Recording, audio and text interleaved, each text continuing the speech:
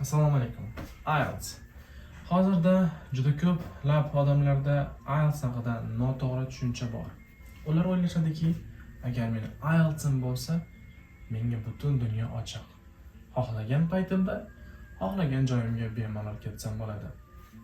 Lekin aslida vaziyat unaqa emas. IELTS olgandan keyin juda muhim qilinishi kerak bo'lgan steplar bor. Men sizlarga ana shu steplarni tushuntirib beraman. Bu prosesni ikki stepi bor. Birinchisi o'qishni o'ziga topshirish va qabul qilinganlik xatini olish. Ikkinchisi bo'lsa vizani qo'lga kiritish. Chet elga ketishni juda har xil turlari bor. Masalan, sayohatga borsangiz bo'ladi yoki ishlagani borsangiz bo'ladi. Sayohatga ketish anchagina oson. Biz sayohat haqida gapirmoqchi emasmiz bugun. Ish haqida ham biz bugun o'qish haqida gapirmoqchimiz. Ishga ketayotgan turganlarni ham osongina ketishmaydi ular. Aytib o'tishim kerak. Ular ham qaysidir TOEFL darajasiga yoki IELTS darajasiga ega bo'lish kerak va ularda ham nafaqat bu, balki boshqa qilinishi kerak bo'lgan dokumentlar ham bor. Ya'ni ularda qanaqadir TOEFL yoki IELTS bo'lsa, demak bu 100% garantiya ishga ketasan degani emas. Bugun biz o'qish haqida gaplashamiz. O'qishga ketish. Meni hayotimda juda ko'p ajoyib odamlarni uchratganman. Mening o'zimning IELTSim 7, juda baland emas, juda past emas va menga odamlar juda har xil gaplar gapirishgan. Ya'ni men ularga meni IELTSim 7 deganimda, "Yo'q, men sen o'rningda bo'lganda o'sha ketgan bo'lardim men. Bu yerda yashamay turgan bo'lardim. Bu yerda o'qimay turgan bo'lardim. Men sen o'rningda bo'lganimda o'sha men xohlagan paytimda xohlagan davlatga ketgan bo'lardim." Xuddi meni IELTSim oltin kalitaqa. Juda men ana shu paytlarda o'zimga aytardim, "Nima? What?" U odamlarni tushunmaganman. Lekin keyinchalik bilsam, bizning davlatdagi konsalting firmalar va juda ko'p o'quv markazlar ularning miyalariga noto'g'ri fikr joylashib qo'yishgan. Va bu fikrlarni bugun sizlar bilan gaplashamiz. Mana ketdik. Xo'p, step 1. Birinchi stepda siz nima qilasiz? O'qishga topshirasiz. O'qishga topshirishda ham har xil proseslar bor. Masalan, birorta essay yozishingiz kerak. Ota-ona pasporti va shunga o'xshagan narsalarni yig'ib, dokumentlarni, shahodatnoma, shunga o'xshaganlarni tarjima qildirib o'qishga topshirishingiz kerak. Keyin qanchadir muddat kutasiz va o'qish sizni qabul qiladi yoki qabul qilmaydi. Agar qabul qilmasangiz, yarim yil kutishingiz kerak.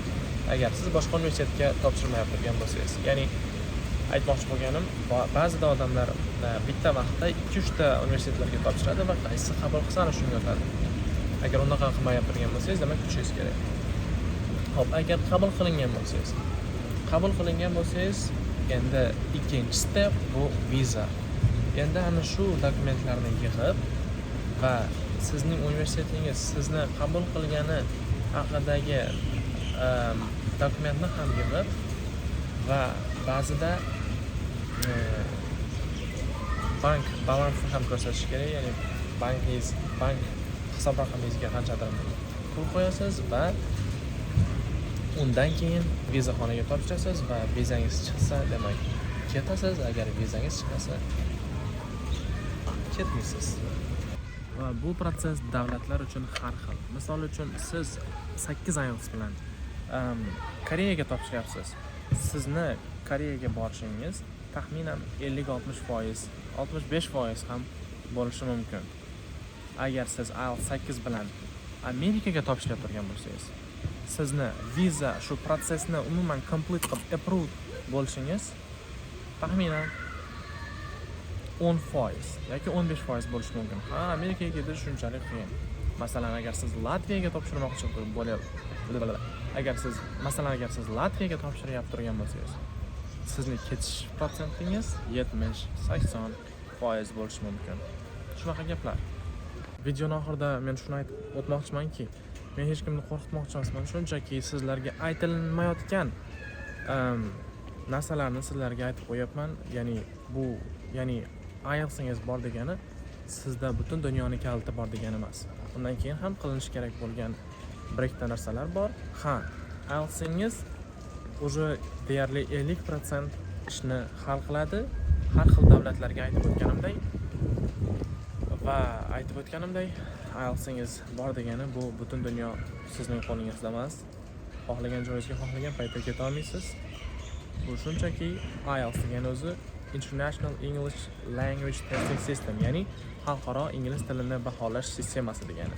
Shunchaki IELTS sizga официально, demak bu odam IELTS ya'ni ingliz tilini bilish darajasi mana shu degani.